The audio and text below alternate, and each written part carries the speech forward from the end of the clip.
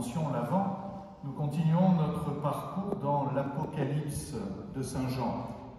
Bon, parcours un peu rapide, hein, on est déjà presque à la fin, là au chapitre 18 et 19. C'est dommage. Avec la fin de Babylone. Cette Babylone qu'on a déjà vue arriver avant, au chapitre 14 et au chapitre 15, et qui symbolise en fait toute l'activité humaine, fière d'elle-même, et qui construit quelque chose à l'écart de Dieu, voire contre Dieu. Babylone, ça fait bien sûr référence d'abord à l'Ancien Testament. La ville de Babylone, la Babel de la Genèse, qui a persécuté le peuple hébreu, puisque Babylone a conquis et détruit Jérusalem, on a emmené les Juifs en captivité au bord des fleuves de Babylone. Elle représente donc la cité qui persécute les chrétiens, et les Juifs d'abord, déjà dans l'Ancien Testament.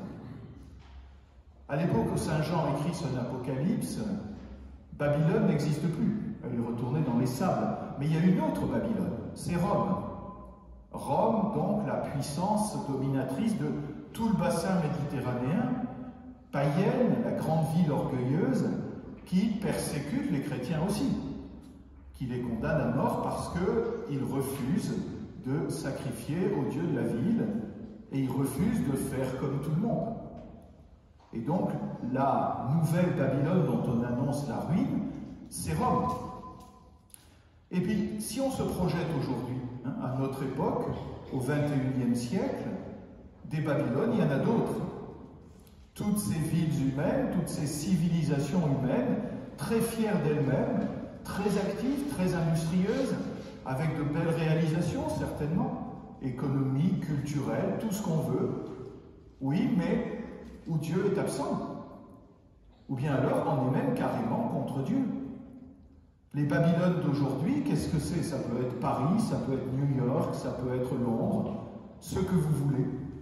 Toutes ces grandes villes où l'homme fourmille, hein, très fier de ce qu'il fait, mais où Dieu est oublié et où Dieu est réduit à la portion congrue. Parfois même d'où Dieu est chassé, que ce soit explicitement ou implicitement. Et qu'est-ce que nous dit le texte? Il nous dit, à la fin des temps, au jugement, toutes ces Babylones disparaîtront. On n'entendra plus, hein, vous avez entendu cette mélopée, hein, cette désolation. Aucun artisan ne se trouvera jamais plus chez toi, la voix de la meule ne s'entendra plus, la lumière de la lampe ne brillera jamais plus, ces villes disparaîtront. Comme Babylone a disparu, comme Rome païenne s'est convertie, nos grandes villes, nos civilisations disparaîtront. À la fin des temps, tout ça sera réduit à zéro.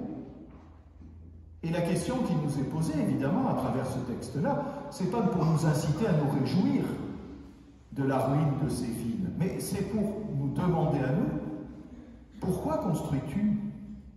Tes efforts, tu les fais pourquoi?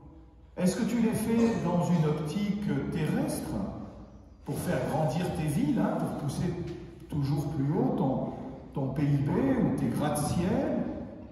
Ou bien est-ce que ton activité, tu la consacres à construire la vraie ville, la Jérusalem des cieux, qui, elle, ne sera jamais démolie, parce qu'elle est au ciel et elle se prépare à nous accueillir.